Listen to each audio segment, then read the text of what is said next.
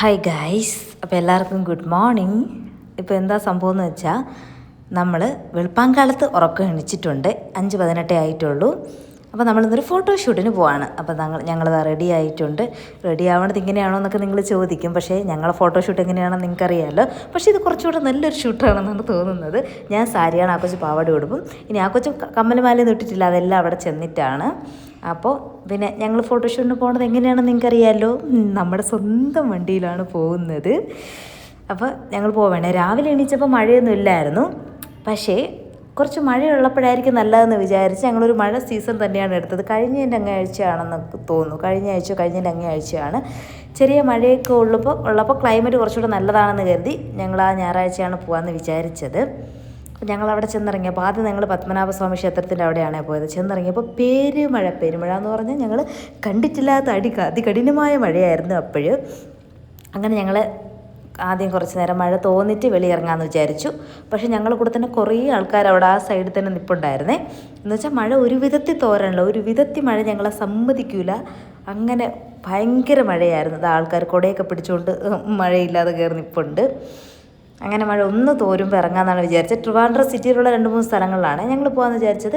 അങ്ങനെ നമ്മൾ പൂ മേടിച്ചിട്ടുണ്ട്. ഇത്ര പൂവിന് എത്ര രൂപയാണെന്ന് അറിയുമ്പോൾ 70 രൂപയാണ് ഇത്രയും പൂവിന്. പക്ഷേ പൂവ് നമുക്ക് ഒരുപാട് ഉപയോഗിക്കേണ്ടിയും വന്നില്ല. അപ്പം അതിന് ഭയങ്കര സങ്കടമായിരുന്നു. ഇത്രയും രൂപ കൊണ്ട് കൊടുത്തില്ല, റിഗ്രറ്റ് അടിച്ചു.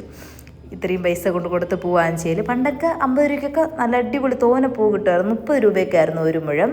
ഇപ്പോൾ 70 ആയിട്ടുണ്ട്. ഇത് ഞാൻ എടുക്കുന്ന വീഡിയോ ആണ്. ശരിക്കും പറഞ്ഞാൽ ഇതാണ് നമ്മുടെ ഫോട്ടോഗ്രാഫർ ശ്യാം. ഓക്കെ, അപ്പോൾ അത് കഴിഞ്ഞിട്ട് ആദ്യം ആ കൊച്ചിൻ്റെ ആയിരുന്നേ. അപ്പം ഞാൻ ചുമ്മാ അവിടെ ഇങ്ങനെ വാളിയടിച്ച് കറങ്ങി നടക്കുകയാണ്. അപ്പോൾ വെറുതെ ചുമ്മാ കുറച്ച് വീഡിയോസൊക്കെ എടുക്കാമെന്ന് വിചാരിച്ചു.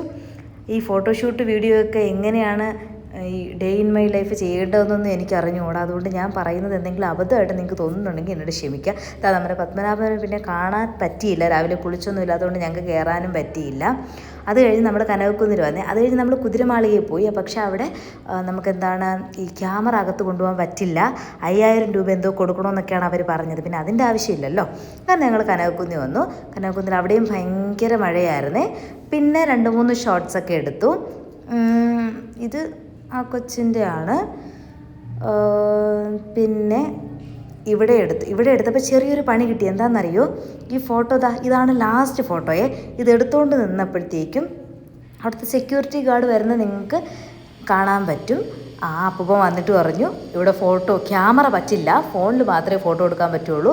ക്യാമറ എടുക്കണമെങ്കിൽ പ്രത്യേകം പെർമിഷൻ എടുക്കണം. പക്ഷേ ഇത് ഫസ്റ്റ് ടൈമാണ് ട്രിവാൻഡ്രത്തെ കനകക്കുന്ന് ആ പ്ലേസ് ചെയ്യുമ്പോൾ ഞങ്ങൾക്ക് ഫസ്റ്റ് ടൈമാണ്. ഇങ്ങനൊരു ഇതാരും പറഞ്ഞ് കേട്ടിട്ടില്ല.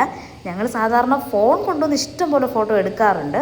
പക്ഷേ ക്യാമറ അലൗഡല്ലാന്ന് ഇപ്പോഴാണ് മനസ്സിലായത്.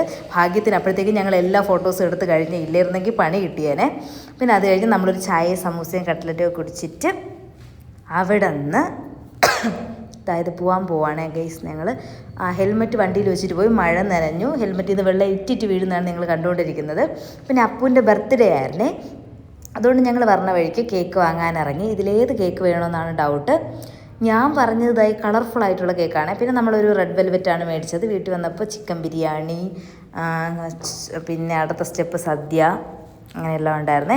ഞങ്ങളാണ് ചിക്കൻ ബിരിയാണിയുടെ ആൾക്കാർ. അമ്മാമ്മയൊന്നും അത് കഴിക്കില്ല. പിന്നെ അവർക്ക് പ്രത്യേകിച്ച് സദ്യ വയ്ക്കും. അങ്ങനെ സദ്യയിൽ എന്തെങ്കിലും സ്പെഷ്യൽ ഉണ്ടെങ്കിൽ അതും ഞങ്ങൾ കഴിക്കും. അങ്ങനെയാണ് ചെയ്യുന്നത്.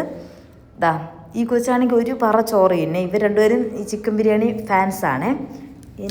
ഞാൻ ഇഷ്ടംപോലെ തിന്നും. എന്നാലും തസിൽക്ക് ഇവിടെ കറങ്ങി നടപ്പുണ്ട്. അപ്പോൾ അത് കഴിഞ്ഞിട്ട് അപ്പൂൻ്റെ ബർത്ത്ഡേ കേക്ക് മുറിച്ച്. ഇതാണേ നമ്മുടെ കേക്ക്. 1/2 കിലോയെ മേടിച്ചിട്ടുള്ളൂ. പിന്നെ നല്ല മോനാണ്. ആദ്യം കേക്ക് മുറിച്ചിട്ട് അവൻ തന്നെ തിന്നും. പിന്നെ അങ്ങനെ എന്താണ് വലിയ ആഘോഷമൊന്നും ഒരു ആഘോഷവും ഇല്ലായിരുന്നു. അപ്പോൾ ഇത് 2-3 ഫോട്ടോസ് ഞാനിവിടെ ആഡ് ചെയ്തേക്കാം. ശരിക്കും പറഞ്ഞാൽ ഇത് ഇത്രയും ലേറ്റായത് ആ കൊച്ചിൻ്റെ ഫോട്ടോസ് കിട്ടിയിട്ടില്ലേ, അതുകൊണ്ടാണ് ഈ വീഡിയോ ഇടാൻ ഇത്രയും ലേറ്റായി പോയത്. ഓക്കെ, ഫോട്ടോഷൂട്ട് വീഡിയോ എന്നൊക്കെ വിചാരിച്ചപ്പോൾ നിങ്ങൾ ഭയങ്കരമായിട്ട് എക്സ്പെക്റ്റ് ചെയ്തു എന്ന് തോന്നുന്നു. അത്രയൊന്നും ഇല്ല. അപ്പോൾ എന്തായാലും വീഡിയോ ഇഷ്ടമായെങ്കിൽ ലൈക്ക് ചെയ്യുക, കമൻറ്റ് ചെയ്യുക.